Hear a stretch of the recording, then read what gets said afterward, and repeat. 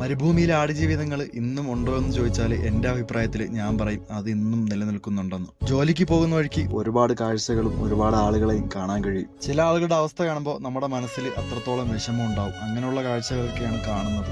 ഇന്നത്തെ യാത്രയിൽ ഒരു മനുഷ്യനെ കണ്ടുമുട്ടി. ചൂടത്ത് ഒരു സ്ഥലത്ത് ഇങ്ങനെ ആടുകളായിട്ട് നിൽക്കുന്നതാണ് ഞാൻ കാണുന്നത്. അദ്ദേഹത്തിന്റെ അടുത്ത് വണ്ടി നിർത്തി കാര്യങ്ങളൊക്കെ അന്വേഷിച്ചപ്പോൾ രാവിലെ ഇറങ്ങിയതാണ് അദ്ദേഹം. ഇനി വൈകുന്നേരം തിരിച്ച് റൂമിലേക്ക് പോകത്തുള്ളൂ. ആ ഒരു സമയം വരെ അദ്ദേഹം ഈ മലയിലൂടെയൊക്കെ ആടിനെ നോക്കി അലഞ്ഞു തിരിഞ്ഞു നടക്കും. ചൂടായതുകൊണ്ട് കയറി നിൽക്കാൻ ഒരു തണല് പോലും അദ്ദേഹത്തിനില്ല. ഒരു സഹോദരി ഏൽപ്പിച്ച ആഹാര സാധനങ്ങൾ അദ്ദേഹത്തിന് കൊടുത്തപ്പോൾ വലിയ സന്തോഷമായിരുന്നു. ആ ഒരു സഹോദരിയുടെ ഉപ്പ ഇന്ന് ഖബറിനുള്ളിലാണ്. അപ്പൊ നിങ്ങളെല്ലാവരും ആ ഒരു ഉപ്പാക്ക് വേണ്ടിയിട്ട് പ്രാർത്ഥിക്കുക.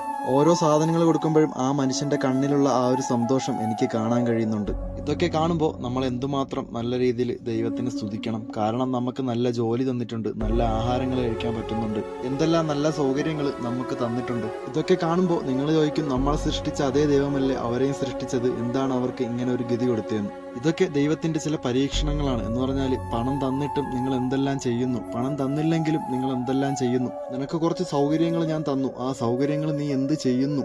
ഇതെല്ലാം നോക്കിയിട്ട് നിനക്ക് വേണ്ടിയുള്ള അനുഗ്രഹങ്ങൾ ഈ ലോകത്ത് തന്നെ നിനക്ക് ദൈവം തരും. അപ്പൊ ശരിയെന്നാ അടുത്തൊരു വീഡിയോ കാണാം. Tata, bye bye.